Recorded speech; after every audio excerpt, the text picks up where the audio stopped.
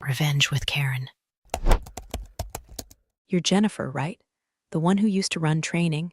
That's what the new hire asked me as I was digging printer toner out of a cardboard box at 7:42 a.m. on a Tuesday. Not Director Jennifer. Not even Miss Lang. Just used to. Like I was some faded department store Santa nobody warned him about. I smiled. Still do, depending on who you ask. He chuckled, awkward, like I was telling a joke. I wasn't. 12 years. That's how long I'd been building this company's spine, hiring protocols, onboarding systems, training ladders. Hell, I wrote the damn employee handbook before HR knew what an org chart was. And now I was squatting next to a supply cabinet, getting mistaken for the help. Welcome to People Development, also known as the department no one remembers until morale craters or a lawsuit shows up. Don't get me wrong, I didn't need applause. Never did. Watching execs I trained promote each other over drinks at faux authentic whiskey bars while I got birthday cupcakes in the break room. That's a specific flavor of humility. And yet I stayed. Because deep down, I believed in what I built. In the idea that training wasn't overhead, it was legacy. Turns out, legacy doesn't fit on a balance sheet. But layoffs, oh, those make great bar graphs. The joke started in year 5. Jennifer's a lifer, queen of the onboarding jungle. Don't mess with her. She's probably got dirt on everyone. I smiled through them. Let them think I was the harmless office auntie who brought donuts and laminated sign-in sheets. Let them forget I had access to every executive's Myers-Briggs results and resignation timelines. Let them overlook the equity clause I'd negotiated back in the dinosaur days. Our CEO still used Hotmail and begged us to take equity instead of cash bonuses. Most of the other VPs laughed and flipped theirs. I kept mine, quietly, carefully. By year 8, they stopped joking and just forgot I was in the room. Meetings went from let's loop in Jen to who owns training again, like I was a ghost haunting the Google Calendar. I watched 5 bosses cycle through above me. All of them some flavor of Jake or Austin. All of them obsessed with KPIs and click-through rates and culture upgrades. All of them temporary. I outlasted them like mold on an office coffee mug. Year 10, I stopped waiting to be seen. Started investing in myself the way the company never would. Spent my weekends on Zoom with governance consultants. Hired a career strategist out of my own pocket. Paid for an executive leadership program with a name so pretentious I had to lie and say it was a yoga retreat. HR thought I was trying to find myself. They weren't wrong. The real find, a clause buried in my original agreement. A right of first refusal on any voting structure changes. Signed back when we had fewer than 50 employees. A clause the current board forgot existed. A clause I'd been quietly reinforcing through documented approvals, internal alliances, and training programs that just happened to include legal and fiduciary accountability. Development. Oh, and quick side note, if you're 7 minutes into this and still listening, first off, bless your overworked soul. Second, if you're one of the 95% who listens but forgets to hit that little subscribe button, do us all a favor and click it. Same with the thumbs up, it actually helps keep stories like this coming from the team. And if you don't, well, maybe Nathan's your boss too, and maybe you need to hear what's coming next. By year 12, it was the institutional wallpaper. The person you blame when Slack stops syncing or a training video has a typo. The woman who just knows stuff. I said nothing when they brought in that new CFO with a startup ego and a yacht Instagram.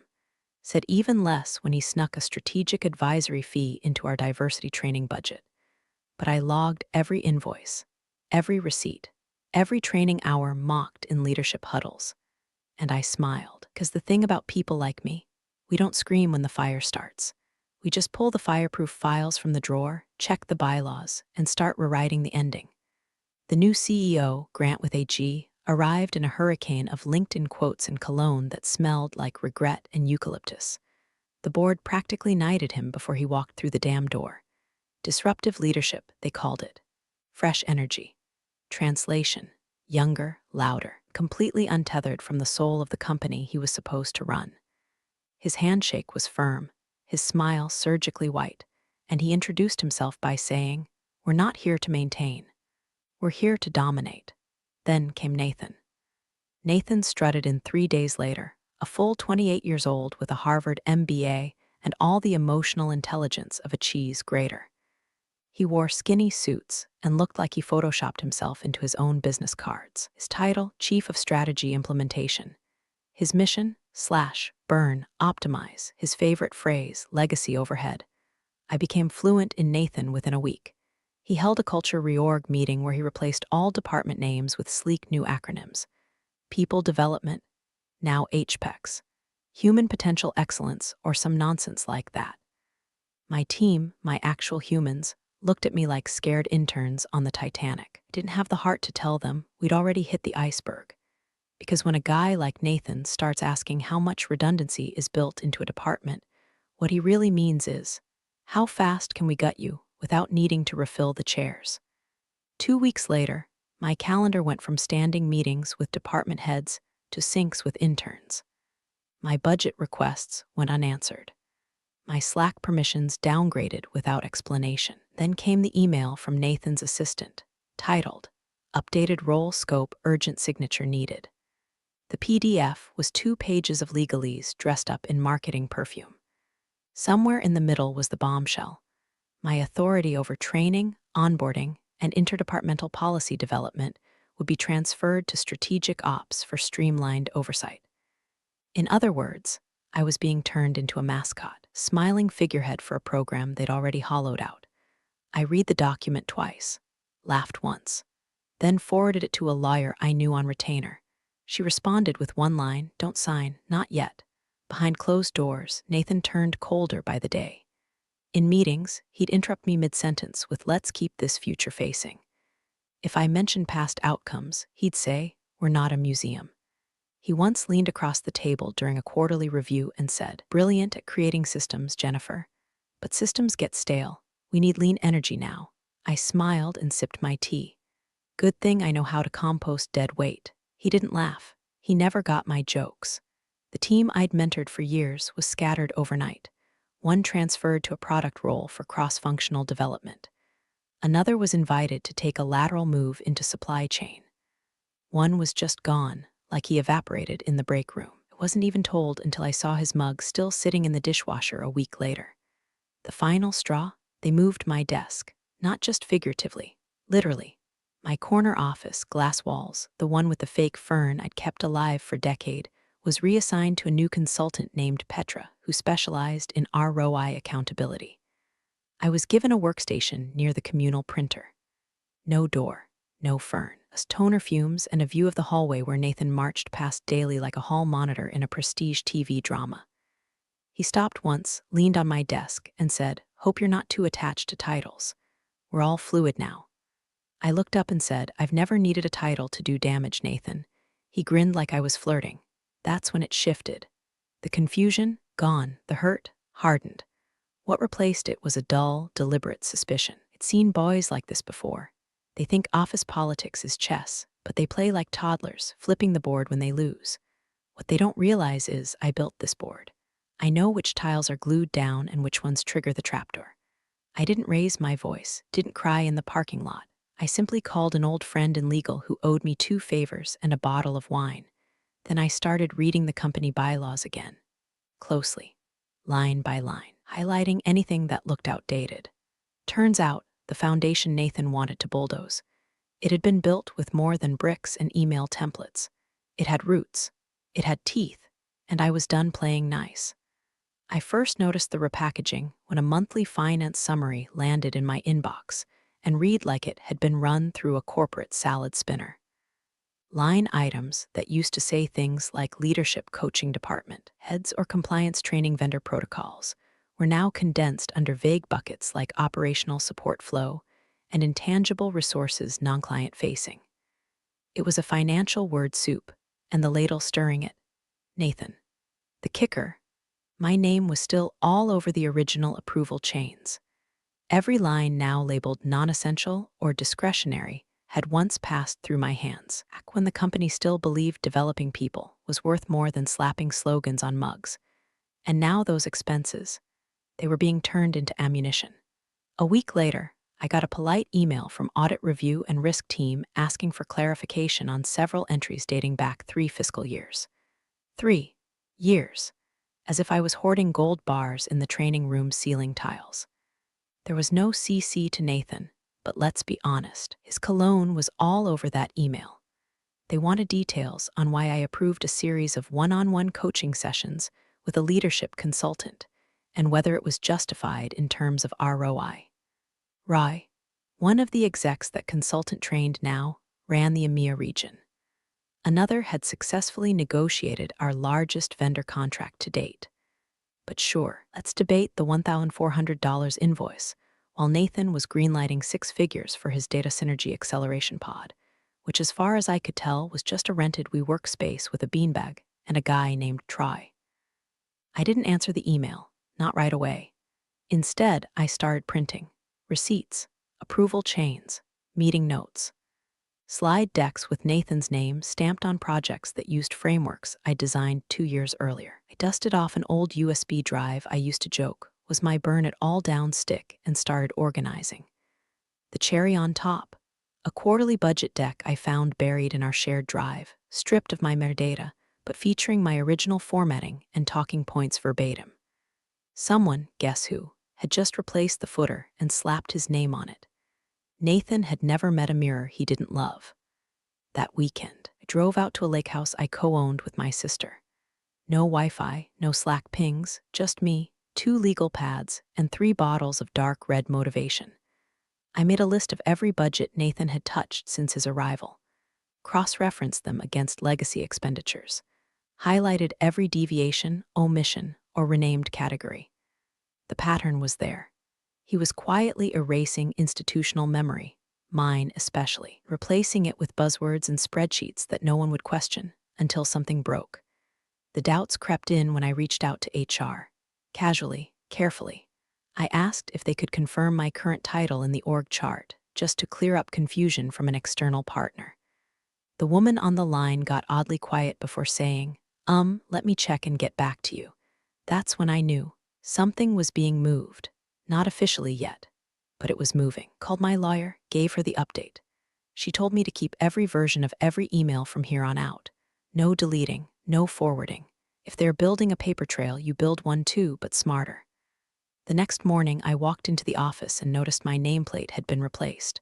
Not removed, replaced. The new one didn't say director. It said advisor, talent continuity. I hadn't been told, not even a courtesy Slack. I laughed, out loud, loud enough that the new intern, bless his frightened heart, dropped his yogurt. I took the nameplate and slid it into my tote bag. Let them file that under non-essential. That afternoon, I got the whisper.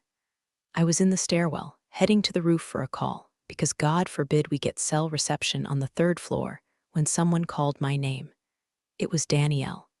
She was one of my former interns, now a junior manager on the marketing team. Hadn't talked much since the restructuring, but she looked nervous. Hey, she said, eyes darting. I probably shouldn't say this, but they're talking about you. Everyone talks about me, I said, mostly behind my back. Saves time, she didn't smile. Just handed me her phone, a Slack thread, not screenshots. Live. Someone had forgotten to restrict permissions.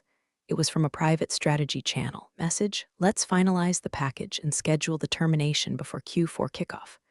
Preferably Friday. Don't want legacy noise dragging into planning. No name mentioned. But the message above it read, have we confirmed how to shut off access post-meeting? Would hate for JL to catch wind early. JL, Jennifer Lang. I handed the phone back slowly. Danielle said nothing, just nodded and walked away. I stood in that stairwell for a long time, longer than I should have, long enough to realize something bone deep. They weren't just erasing my title. They were preparing to erase me. They called me in at 9:01 sharp, because of course they did. That's how cowards operate, early enough to avoid office gossip, late enough that someone else handles the fallout.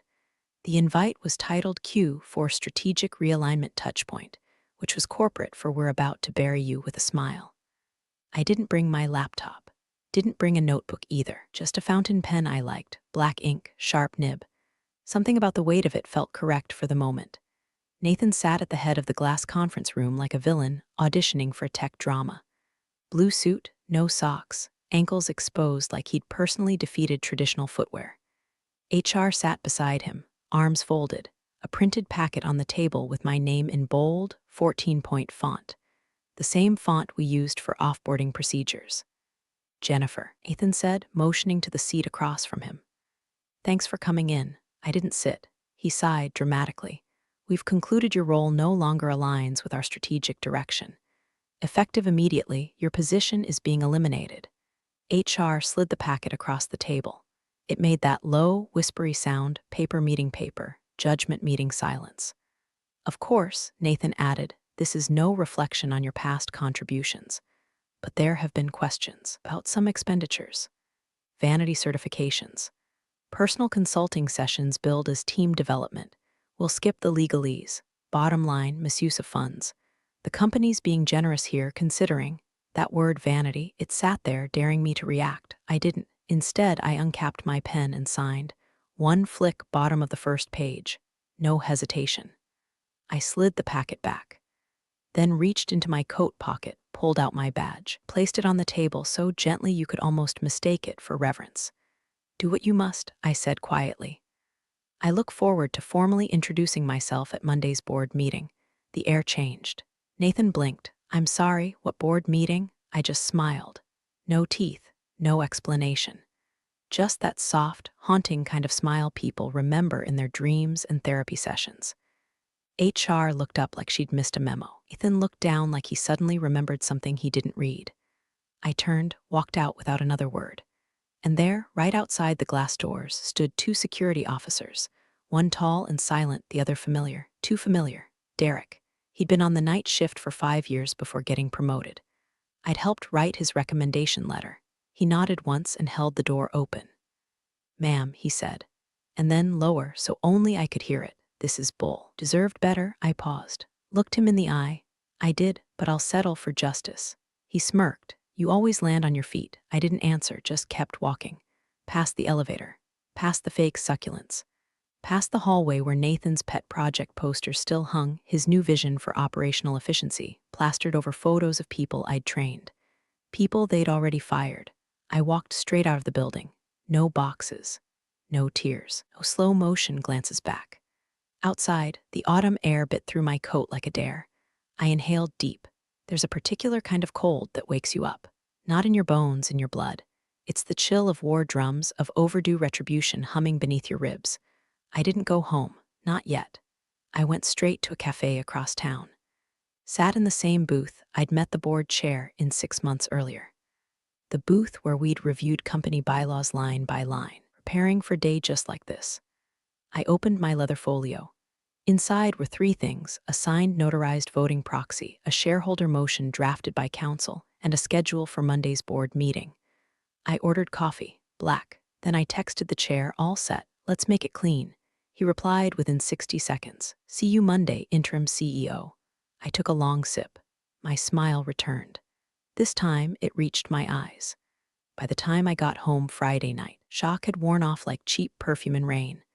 I didn't cry. I didn't scream. I didn't even take off my shoes right away. I walked straight to my home office, flicked on the lamp, and stared at the locked drawer that had waited for this moment longer than Nathan had probably been shaving. The key was in my wallet, taped behind an expired Panera gift card. I pulled it out, hands steady, slid it into the lock, and twisted. The drawer opened with a soft metallic sigh, like it had something to confess. Inside were 6 file folders. The first was labeled Voting Rights Legacy Clause.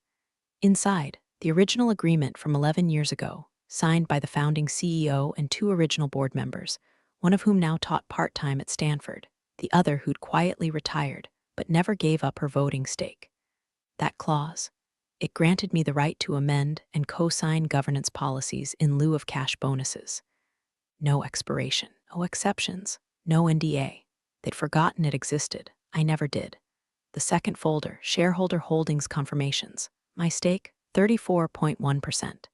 Add in 2 trusted allies, both ex-C-suite, now advisory board members I'd mentored into power over the years, and we controlled just north of 51%. Majority rule. Silent, patient, and now legally binding.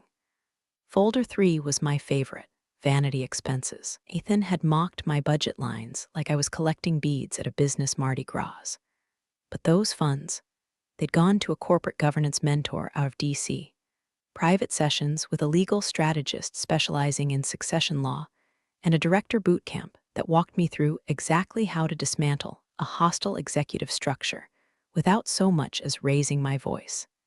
Every dime approved, every dime documented, every unnecessary certification tied to legal protocols, merger prep, or leadership succession. My training program wasn't about onboarding rookies. It was about preparing for this exact war. The fourth folder, Bylaws Revision Board Approval. The chair and I had started the draft 9 months ago under the guise of modernizing operations. We buried it under operational redundancy mitigation, a phrase nobody questioned, redefined quorum voting procedures, and streamlined interim appointments. And most importantly, it shifted the power of executive oversight to any shareholder majority coalition, should one arise in response to leadership misalignment. Guess what? One just had. Folder 5, Monday Board MTG, Agenda, drafted, signed, filed. I wasn't just attending. I was on the docket. Line 2 read, Ownership Clause Invocation presented by J. Lang, equity partner.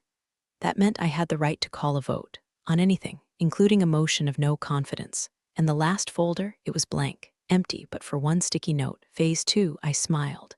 Then I closed the drawer. Saturday morning, I was up at 5. Drank coffee on the back porch while the sun crawled up over the edge of the yard like it was still thinking about showing up. I reread every contract, reprinted backup copies. Took them to be notarized again, just because I could. I even wore the same blouse I wore the day the founder offered me that original equity contract, navy blue, little gold stitching around the cuffs.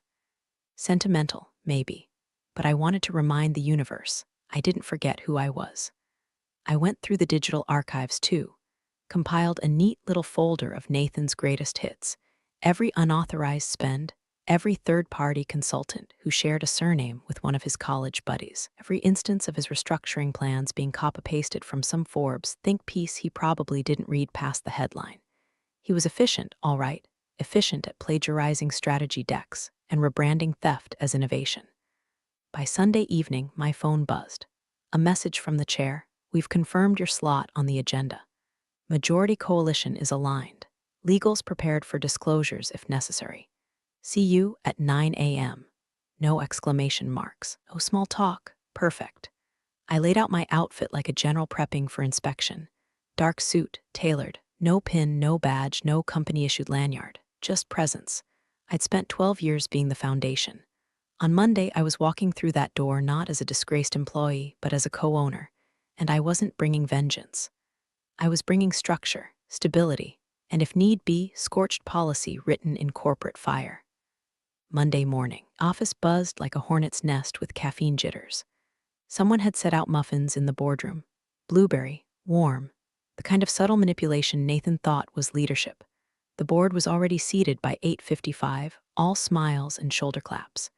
The CFO chatted with the chair about golf swings. Petra, the consultant currently occupying what used to be my office, adjusted her blazer every 6 seconds and kept nodding at nothing. Nathan stood by the digital projector like he'd just cured debt and invented synergy in the same weekend. Q3 was explosive, he began, voice slick with confidence. Net growth up 9.2%, churn down 3.4%, and we've restructured our internal training architecture for leaner efficiency. Departmental overhead is down 40%. He didn't say my name. He didn't have to. I was the overhead. Looking ahead to Q4, building momentum. New hires in the pipeline, vendor negotiations progressing ahead of target. And before we continue, the chair interrupted, slow and firm, his voice slicing through the room like a cold breeze through a cracked window. There's one matter we'll address first. Nathan blinked. Ah, okay. Which, what item? The chair didn't answer. Instead, he turned his head slightly toward the side door, and I walked in. No name badge, no company lanyard, just that navy suit, high heels clicking like punctuation, and a black folio in my hand. 3 board members straightened in their seats. Petra's jaw dropped, then reset. Nathan didn't turn fully to face me. He pivoted just enough to register my presence without admitting it unsettled him. Jennifer, he said, this is unexpected. Not for everyone, I replied, stepping to the table, laying my folio down like a dealer revealing the hand she's been sitting on for 12 years. Good morning. The chair didn't introduce me. He didn't have to. He simply cleared his throat again and said, per procedural update section 12C, effective as of today, any equity partner holding a qualifying voting block may present a motion at the opening of session. Nathan opened his mouth to speak, closed it.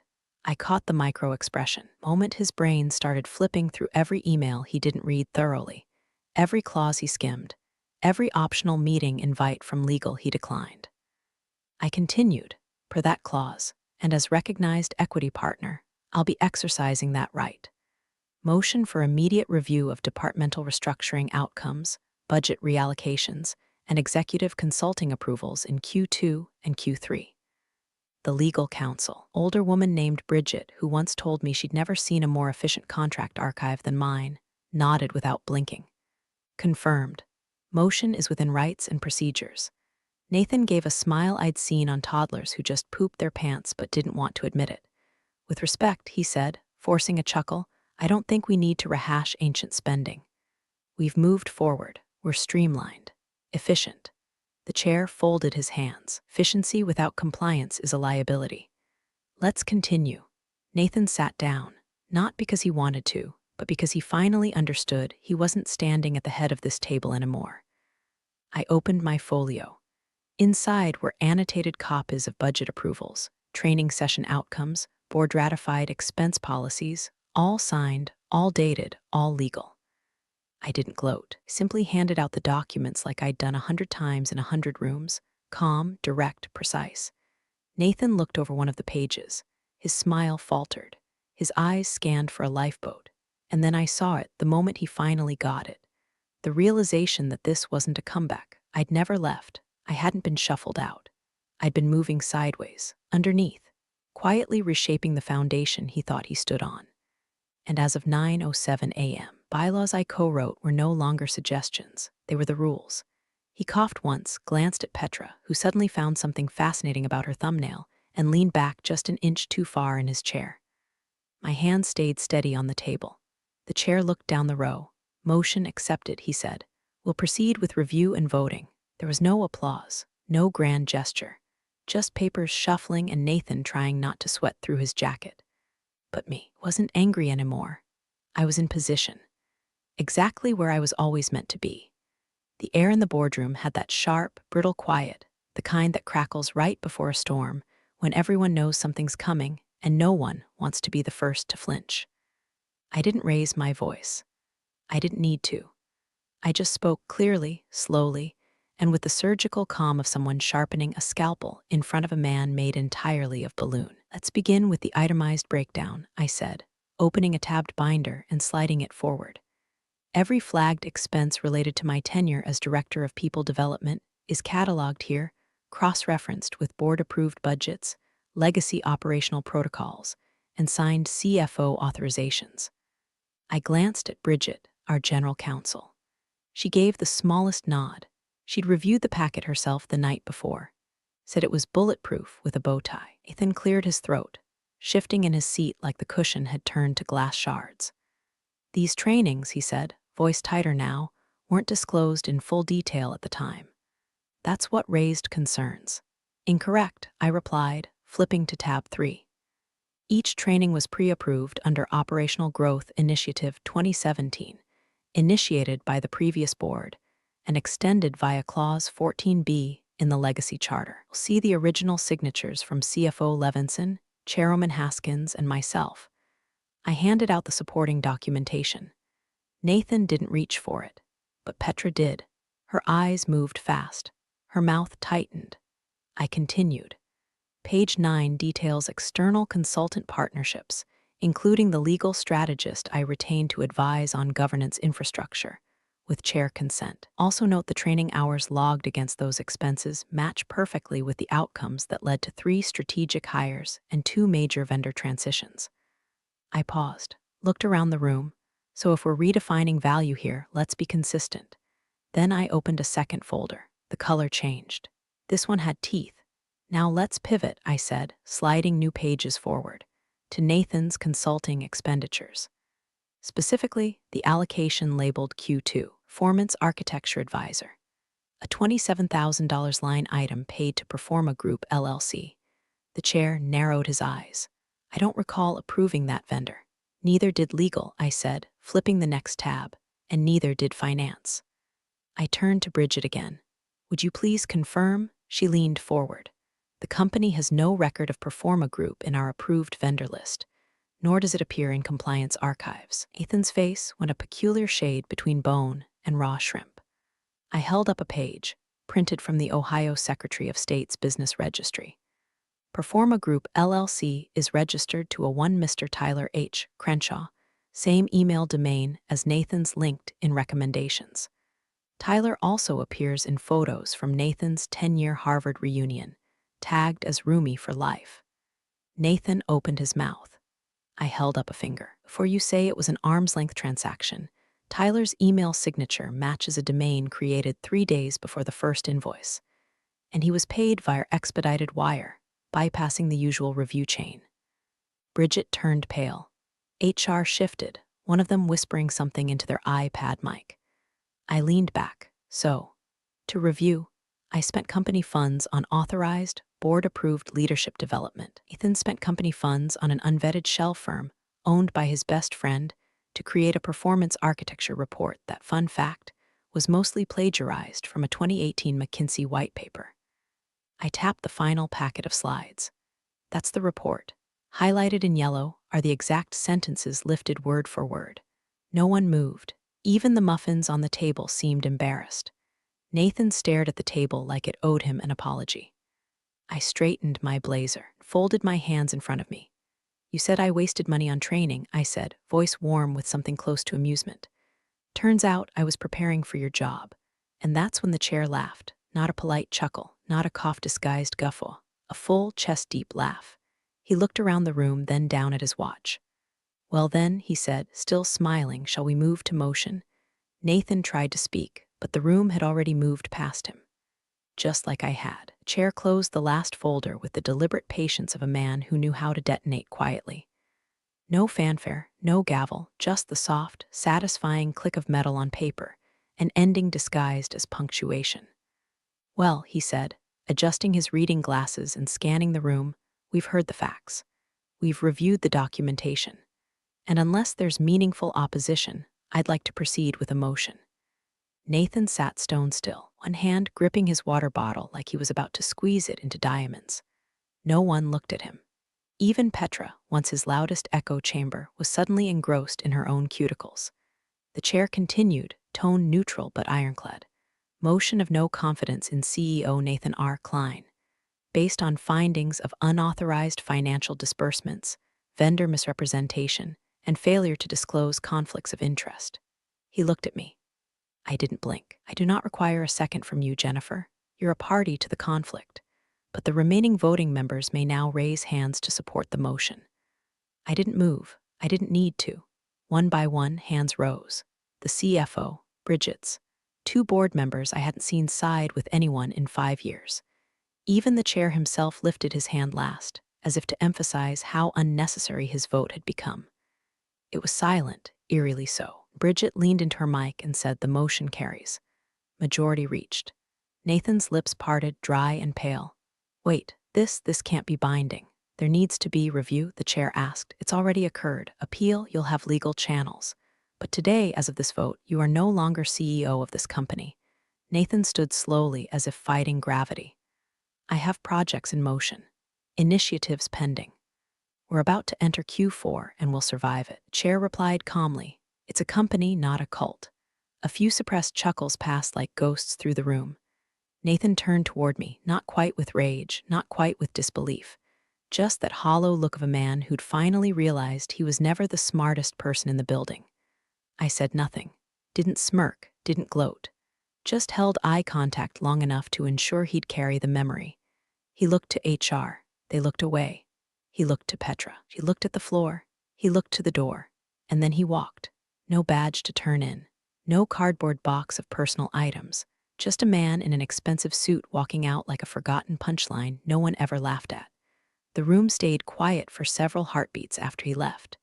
Then the chair cleared his throat. Per revised bylaws, we are obligated to appoint an interim CEO within 48 hours of a vacancy. He turned to the board. Suggestions. Bridget spoke first. We need someone with internal structural knowledge.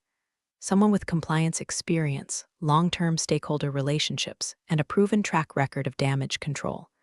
The CFO nodded. Someone who knows the skeletons and where the exit plans are buried. The chair folded his hands, thoughtful. Indeed, no one said my name. They didn't need to. The chair turned to me, smile faint but undeniable. Jennifer, he said, would you be willing to serve as interim CEO while we formalize the transition? I didn't answer. Not yet, because the victory wasn't in being asked. It was in knowing I didn't have to ask them. The chair leaned back in his seat, folded his hands, and looked straight at me, not as a subordinate, not as some legacy fixture of the company, but as an equal. A peer. A partner in command. Effective immediately, he said with full clarity. Jennifer Lang will step in as interim chief executive officer while the board evaluates permanent options. Her equity position, tenure, and demonstrated leadership more than qualify her under the new bylaws. Unless there are objections, no one spoke. I didn't smile. I didn't need to. That silence, it wasn't awkward. It was reverent. The kind of hush that settles when something long overdue finally clicks into place. Then, some punchline that missed its cue by 5 minutes, Nathan burst back through the glass door, voice trembling with just enough desperation to be satisfying. You can't do this. You can't just, this isn't how things work. He pointed at me like a man trying to stop a train with a post-it note. I built Q3. I cleaned her mess. You all saw the reports. The chair didn't turn. You can address any formal concerns through counsel. But this meeting is concluded. Ethan looked around, expecting anyone to back him. But they were already gathering their folders, avoiding eye contact like coworkers after a failed office karaoke. You people are making a mistake, he said, flailing now. She's emotional. She's bitter. She's not a visionary. I stood slowly. Gathered my documents into one clean, neat stack. Then I finally turned to him. Security is waiting. It wasn't a threat. It was a courtesy. Looked over his shoulder. Sure enough, Derek stood just outside the door, arms crossed. Not aggressive, just present. Nathan muttered something under his breath. Something that started with "this isn't over" but ended in nothing. Just walked out for the second and final time, suit rumpled, legacy in shambles. I waited until the boardroom cleared. Until the chairs were empty, the coffee cups abandoned, and the faux confidence scent of his cologne had finally faded from the air. I walked down the hallway, past the frosted glass doors I used to avoid, past Petra's confused little desk, past the hallway where I once stood invisible while execs handed each other promotions like Halloween candy. I stopped at the door that used to be mine. No, his, now mine again. I slid in the key card. The reader blinked green. The door unlocked with a soft, obedient click. The office was untouched. His coffee cup still on the desk, half-scribbled notepad filled with buzzwords. Leverage, traction, gamify. All the empty jargon in the world couldn't save a man from forgetting who built the road beneath him. I sat down, not collapsed, not eased, sat deliberate, centered. I opened the bottom drawer. Inside was a red file folder, one I'd kept hidden behind a stack of old onboarding guides. Its label in fine black print, Succession Plan Phase 2. I placed it gently on the desk, smoothed the cover, because this was never about revenge. It was about restoration. And as I flipped it open, I whispered just loud enough for the room to hear. And just like you said, I was eliminated. From under you, not from above you. You're the real stars of the corporate jungle. Thanks for watching. Hit subscribe, or I'll flick the switch on your old cubicle memories.